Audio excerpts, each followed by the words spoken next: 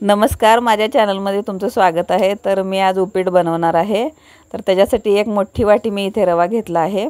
रवा थोडा मोठा घ्यायचा आहे आणि बाकीचं मी त्याच्यासाठी साहित्य घेतलं आहे। एक मोठा कांदा मी चिरून बारीक तुकडे करून घेतला आहे। थोडासा कढीपत्ता घेतला आहे।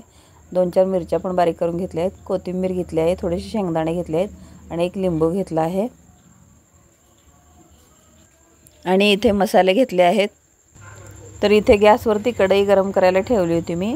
आता तो रवा याच्यामध्ये घालून भाजून घ्यायचा आहे। तूप किंवा तेल वापरून तुम्ही याला भाजून घेऊ शकता। चांगला वास छान येईपर्यंत रवा चांगला भाजून घ्यायचा आहे, पण लालसर होऊ द्यायचा नाही। चांगला रवा पांढरट असतानाच सावकाश बारीक करून मंद असं गॅस करून भाजून घ्यायचा आहे।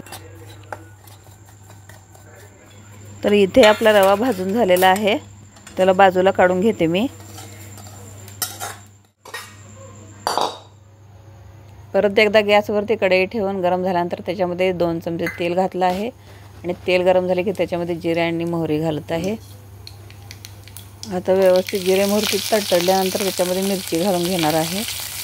मिरची पण व्यवस्थित चांगली तळून घ्यायची आहे। आता याच्यामध्ये कढीपत्ता घालून घेत आहे। चांगला कढीपत्ता पण परतून घ्यायचा आहे। आता कांदा पण याच्यामध्ये घालून घ्यायचा आहे आणि कांद्याला पण चांगलं परतून घ्यायचं आहे सुकेपर्यंत। बघा आता कांदा पण चांगला सुकलेला आहे। तर उपीटसाठी लागणारं पाणी मी घेतलेलं आहे आणि ज्या वाटीने आपण रवा घेतला होता त्याच वाटीने तिप्पट असं पाणी घालायचं आहे।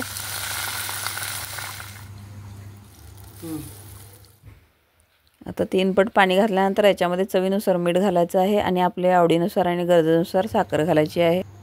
आता या मिश्रणाला चांगलं ढवळून घ्यायचं आहे आणि त्याच्यामध्ये शेंगदाणे पण टाकून घ्यायचे आहेत आणि आता याच्यामध्ये थोडीशी कोथिंबीर घालून घ्यायची आहे।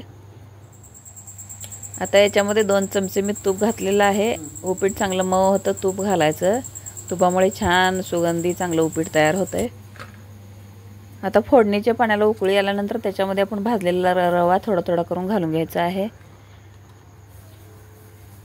एका आपल्या हाताने थोडं ढवळत एका हाताने आपण तो रवा थोडा थोडा करून घालायचा आणि पटकन आपण गडबडीने सगळं घातलं तर गुठळ्या होऊ शकतं, म्हणून थोडा थोडा करूनच रवा घालायचा आहे आणि आपल्या उपीटला चांगलं थोडं शिजू द्यायचं आहे।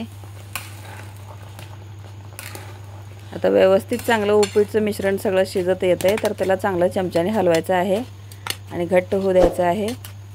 चांगलं वाफण्यासाठी थोडंसं झाकण ठेवलं की आपलं उपीट खाण्यासाठी तयार आहे। तर अशा पद्धतीने तुम्ही उपीट करू शकता। तर हा व्हिडिओ तुम्हाला आवडला असेल तर लाईक करा, सबस्क्राईब करा आणि शेअर करा। धन्यवाद।